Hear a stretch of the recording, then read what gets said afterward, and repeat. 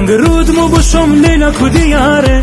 خانه ی همسایه نقش و نگاره ستلکوی داره یه دانه میاره اولی مامونه دومی ستاره سومی بوده بامی دیل کاره امان خم بشم رش اومم تا لنگ رود میتاله برگشت امان خم بشم رش اومم تا لنگ رود میتاله برگشت